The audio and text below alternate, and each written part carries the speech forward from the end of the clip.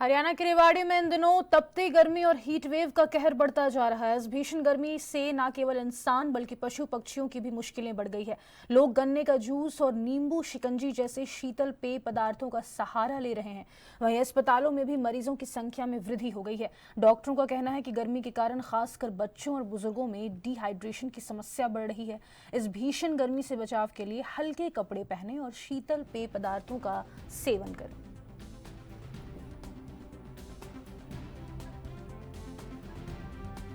मनीष जी, क्या कहना चाहोगे? हीट वेव को लगातार मरीजों की संख्या बढ़ रही है, इसमें जनता को क्या क्या सावधानियां बरतनी चाहिए?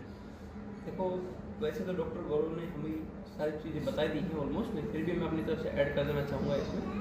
यूजुअली जो हीट वेव है वो काफ़ी सिमिलर है बुखार जैसे। सिम्टम्स सारे बुखार जैसे ही आएंगे पेशेंट को। शरीर का तापमान बढ़ जाना, पेशेंट डिहाइड्रेटेड फील करना, बेचैनी महसूस होना पेशेंट को। कई बार ज़्यादा तकलीफ हो जाती है तो पेशेंट बेहोश भी हो जाता है।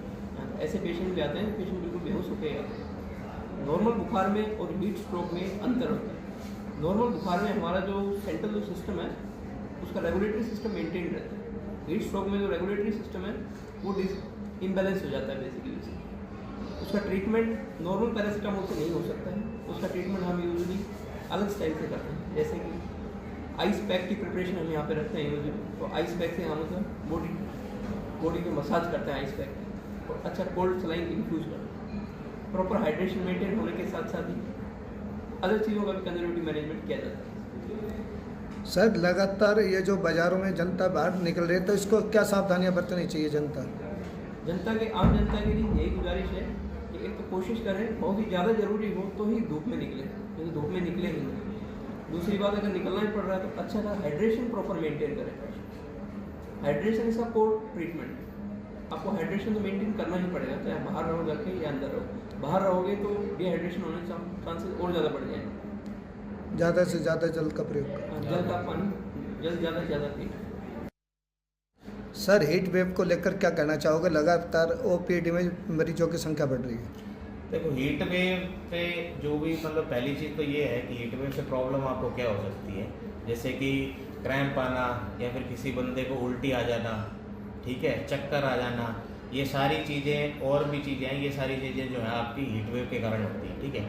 तो मान लो जैसे मरीजों की संख्या बढ़ रही है तो मरीजों को यही हिदायत है कि जब भी वो अस्पताल में आए तो पूरा अपना, जैसे कोई भी डिहाइड्रेशन है तो जैसे पूरा पानी वानी पी के आए, पूरा जो साल्ट वाली चीज़ें हैं मतलब वो सारी पी के आए, और जो खुले मतलब वेंटिलेशन खुले कपड़े जो है उस टाइप की चीज़ों को मेंटेन करें, ठीक है।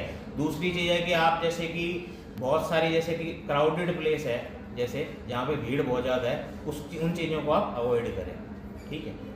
जनता बाहर निकलते समय क्या क्या इनका सावधानियां बरतें? सावधानी यही है कि मतलब आपको जैसे कि पूरा जैसे अपने घर से निकले तो पूरा पानी पी के निकले, ठीक है, और ज़्यादा क्राउडेड प्लेस में ना रहें, ठीक है, और खुले